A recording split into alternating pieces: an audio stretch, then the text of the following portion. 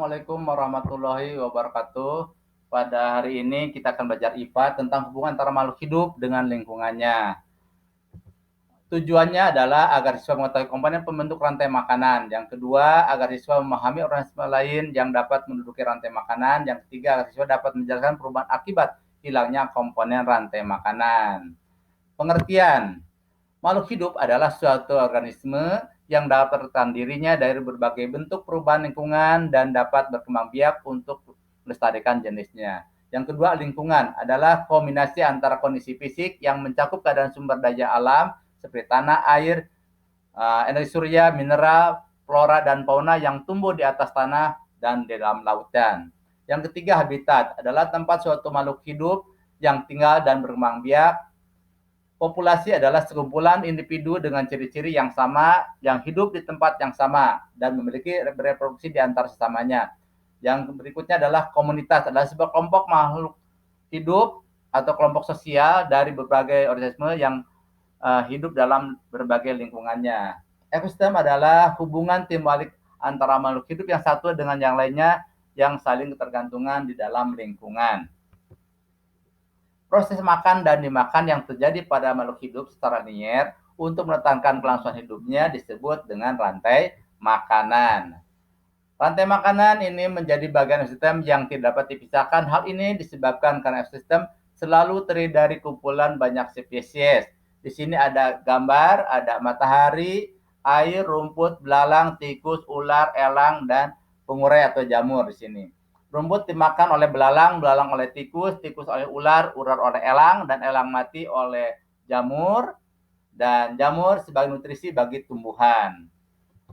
Anak-anak, dalam rantai makanan ada istilah produsen dan konsumen. Produsen adalah makhluk hidup yang mampu membuat makanan sendiri, yaitu tumbuhan dan fitoplankton.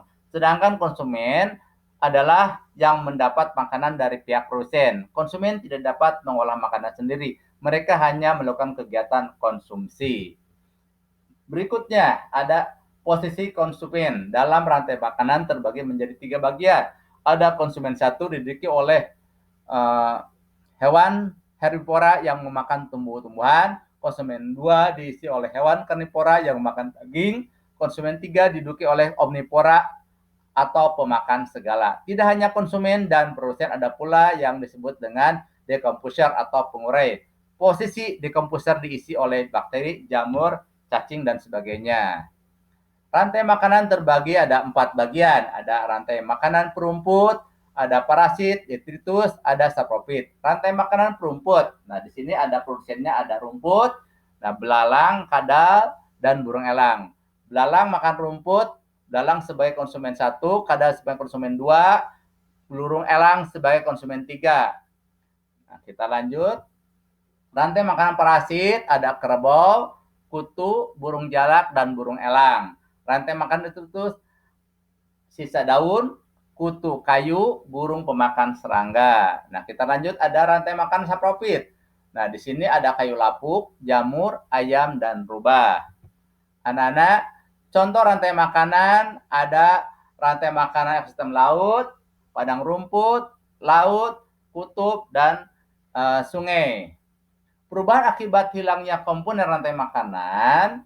Nah, perubahan ekosistem dipengaruhi oleh 2 penyebab keseimbangan, yaitu faktor alam dan faktor aktivitas manusia atau tindakan manusia. Faktor alam bisa gunung meletus, banjir, dan sebagainya. Jika salah satu komponen dalam rantai makanan tidak ada makan, maka keseimbangan ekosistem akan terganggu. Contoh, tidak ada rumput, pasti pemakan rumput akan mati. Dan berikutnya, ekosistem yang seimbang keberadaannya dapat bertahan lama atau kesinambungan dan dapat terpelihara. Anak, sampai di sini dulu. Sekian dan terima kasih. Sayonara, sampai berjumpa lagi dan selamat mengerjakan. Ada berapa soal yang dari Bapak, silahkan kalian kerjakan. Assalamualaikum warahmatullahi wabarakatuh.